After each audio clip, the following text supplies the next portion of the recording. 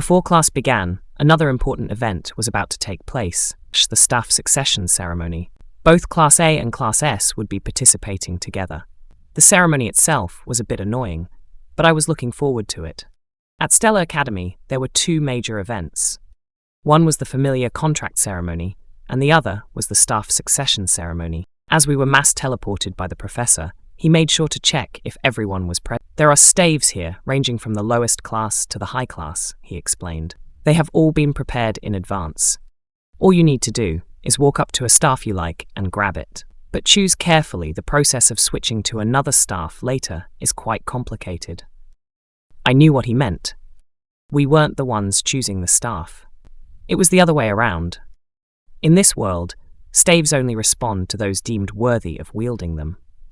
When a person and a staff are compatible, it triggers a resonance effect. This meant that no one could simply choose a high-class staff just because they wanted to. Looking at the thousands of staves before me, I pondered which one to pick. In the game, I would have chosen a Class F staff.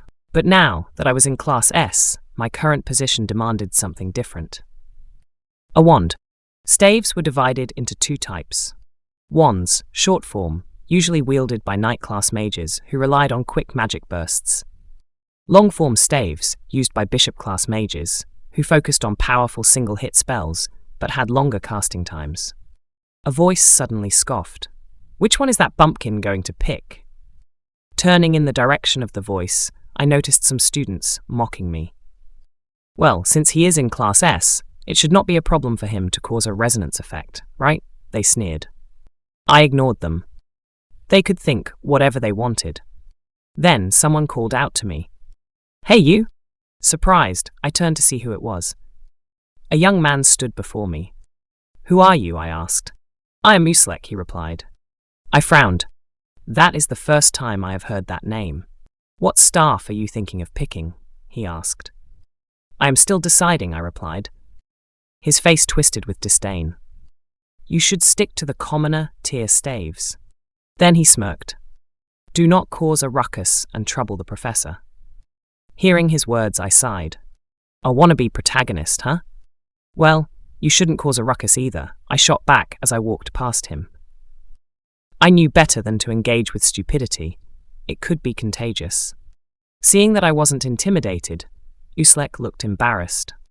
His face flushed red as he suddenly shouted, "Stop right there!" This was getting annoying. Reaching into my blazer, I pulled out my bulbul glasses to get a read on him. Son of Czech Balin, an underling of Prince Jeremy. Third-rate bully.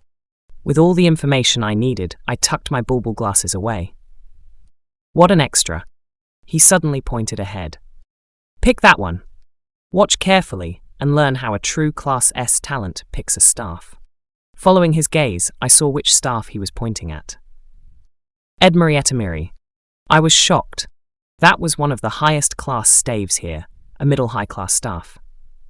Only pro-magic warriors typically used something of that caliber. No matter how talented a student was, middle-low class was the absolute limit. Even professional mage warriors struggled to wield middle-low class staves, let alone middle-high class ones. I also knew there was one other middle-high class staff here, but no one was allowed to pick it. It was only for display. "Everyone," the professor called out, "stand before the staff you desire." Immediately, the main characters moved. With calm and rational minds, they stepped forward, each causing a powerful resonance with their chosen staff. Haewon confidently picked the Hayden Amakoten, a middle-class staff. Even Prince Scalvan had chosen a middle-class staff. I then noticed Princess Hong Bion. She had picked Sualvita Lahavon, another middle-class staff. Only certified magicians could wield those. Seeing this, Uslek panicked. He felt like he was falling behind. Gritting his teeth, he rushed toward Edmure Etemiri. The crowd whispered among themselves as they saw what he was doing. Everyone watched as Uslek attempted to form a resonance with a middle-high class staff. Arrogantly, he muttered to himself, "Watch and learn, everyone. I will show you true talent." Then, he gripped the hilt of the Edmure Etemiri. A sudden burst of unstable energy erupted from the staff. The light was blinding. Then, boom! An explosion shook the room. As expected, he had failed to form a resonance. Even so, he stubbornly held on to consciousness. One of the students muttered, "Should we call Professor Hanwell?" Inwardly, I sighed.